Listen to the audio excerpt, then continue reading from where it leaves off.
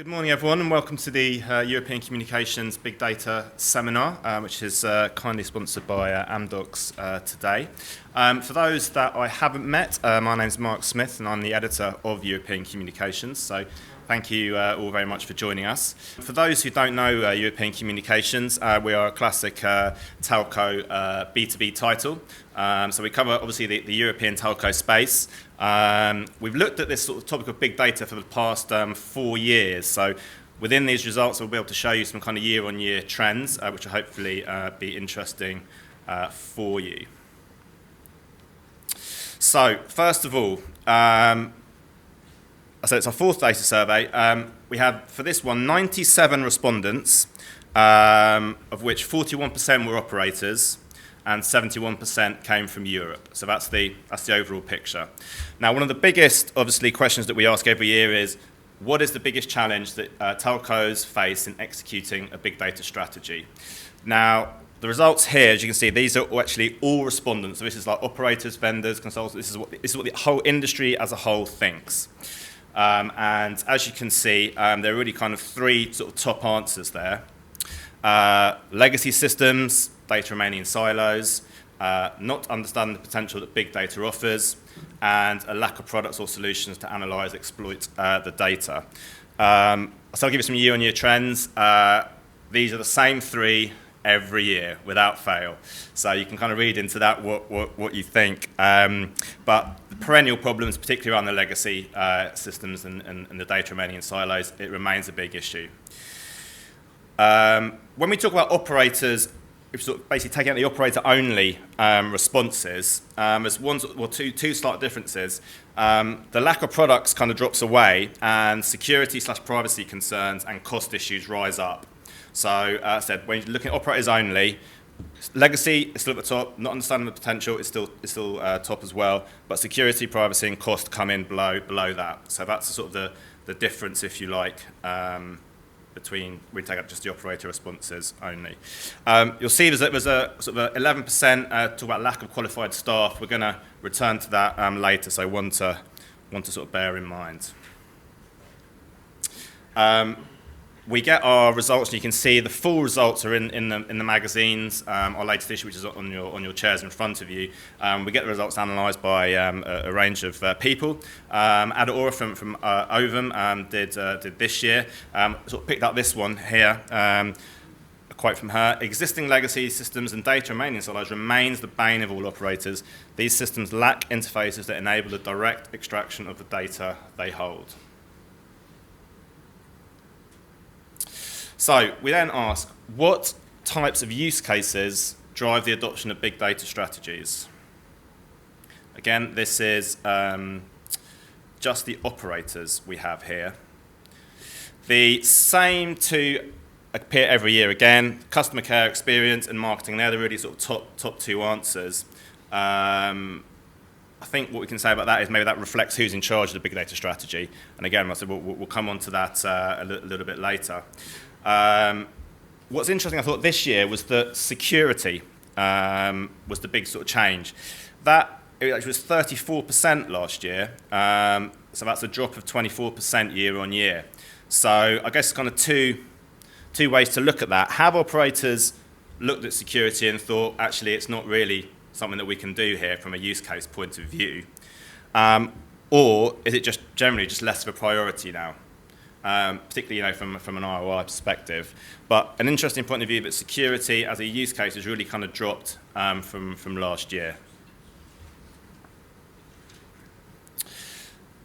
Next up, and before I sort of talk about this, I should explain, at European Communications, we view big data in kind of two ways. We call external data and internal data.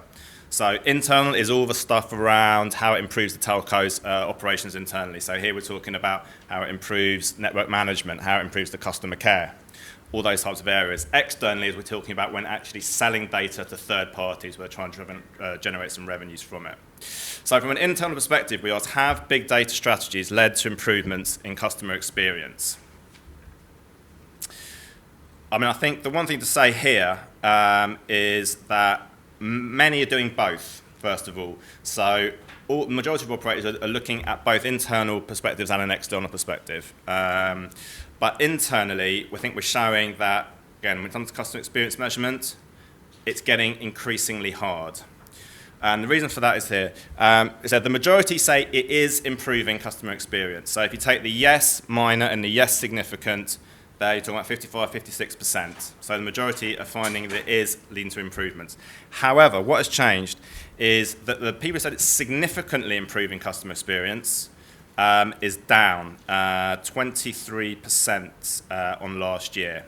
So again, a big change there. Again, Overman analysts looked at these results, said this implies that the insights generated from the analysis of big data are not yet fully integrated to optimize business processes. So again, it's kind of like it is improving, but maybe not as much as it was or they'd hoped for. And again, that's 8 percentage points difference there in the people who said it significantly improved customer experience. Again, looking at internally, another key KPI. Have big data strategies resulted in meaningful cost savings? Operators, completely split here. Yes, 33%, no, 33%, don't know, 33%. I think what's kind of key, again, from a year-on-year perspective, is this. Last year, I'll give the exact figures. 52% last year said don't know, 14% said no. So we're seeing a real shift there. So maybe that we're seeing that operators are taking a look at this and thinking, okay, well, we don't know, maybe it will lead to it. When they're actually implementing these and kind of going forward with some projects, they're unfortunately finding that it's not. So I think that's the key thing. People said yes, it's roughly stayed the same. That's only down 1 percentage point. But big shift from the don't knows to the knows over the last 12 months. Here's what the Overman analyst thinks. With different big data strategies being executed across different business units, the benefit of cost saving remains elusive. And I'm sure we're going to discuss this more throughout the morning. As we said, we look at it from an external point of view, and this is, are you generating revenues from selling data to third parties? You can see there that the vast majority, 61%, said no. Number of people who said yes increased by 2 percentage points, so roughly, a little bit more. But the overriding thing is that operators are not finding it easy to generate revenues from selling third-party data. And I think the real key there is that the no's. So that 61% year on year, that is up 20 percentage points. So a huge difference there. So a little bit like the cost savings we talked about. People have looked at it and gone, no, it's not actually saving us money. And then from the revenues point of view, again, they've looked at it and think, well, again, it's not really working. This sort of trend from focusing his head on the internal stuff versus the external stuff is a real change we've noticed over the last few years. There was this great white hope of big data providing lots of new revenue streams. We're increasingly seeing that's less and less the case. People are really sort of focusing on the internal side at the moment. And again, from the Overman analyst, the opportunities are there to generate revenue, but it's an expensive activity, making sense of big data providing to third parties. So, as I said, it's getting increasingly hard. Operators are looking at this opportunity and maybe sort of thinking it sounds good in theory, but the practice is obviously very, very different. This is a story from our website. This is just earlier this month. Sort of bearing out this, well, not really bearing it out, but I suppose an example of people actually are doing some stuff from an external point of view. Rich from Telefonica is here this morning. He's going to be talking about what they're doing. But this was announced, as I said, earlier this month. It's on an exclusive deal in the UK to provide advertisers on the London Underground with data about O2 customers. This is a company called Exterior Media, who manage a wide range of advertising contacts. People who know Telefonica will hear about their Smart Steps initiative. Again, Richard's going to talk about that later on. But it means that advertisers will be getting anonymised, aggregated data from O2's customers. And this is what the managing director of Exterior Media said. With a view of London Underground passengers and their movements across the network that cannot be accessed from anywhere else, we are strengthening our understanding of how best to engage customers with immersive experiences. So it's an example of external monetization that is actually happening. So it's not a case of like it can't happen, it doesn't happen. But I think what we're seeing is it's the few who are doing it, not the many. But a clear example there of it actually does exist. Now I mentioned that the staffing issues earlier. When we asked who is in charge of your big data strategy, the CMO, Chief Marketing Officer, was the main person. The majority of operators who said was in charge. Then came the CIO, then came the CTO. So, big people in charge there. What we've kind of tracked, and we talked about quite a lot, is this role of a Chief Data Officer.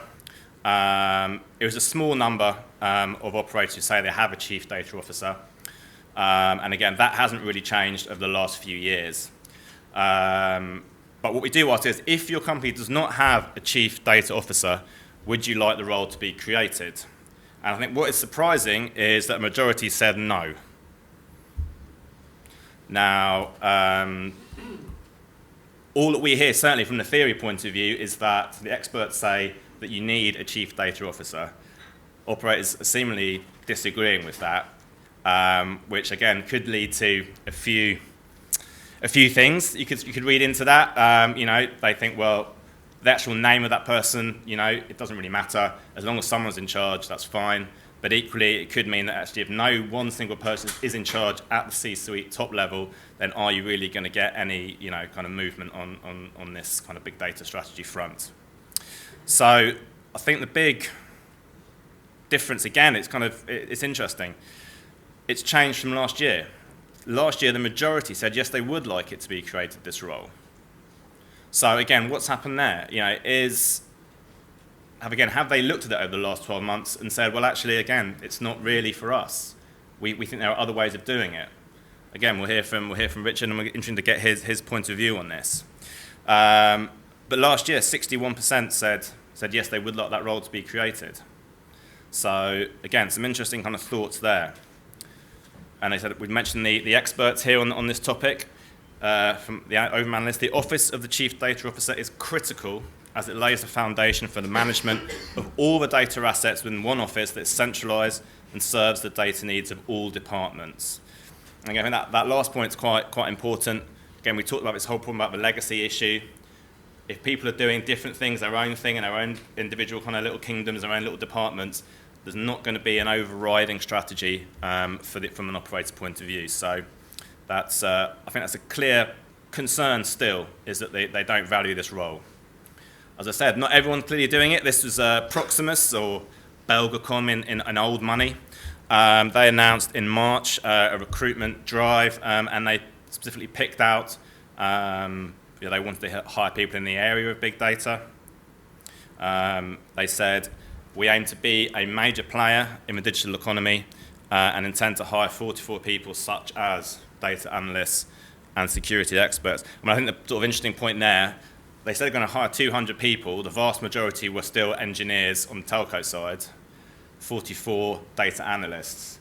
So again, is it really, they say it's a priority, but are they really kind of getting the people that they need there? We know they've got that sort of cliched war for talent. But again, we have to look at, are these people getting the right people in place to do this? And we'll finish off with kind of a look to the future.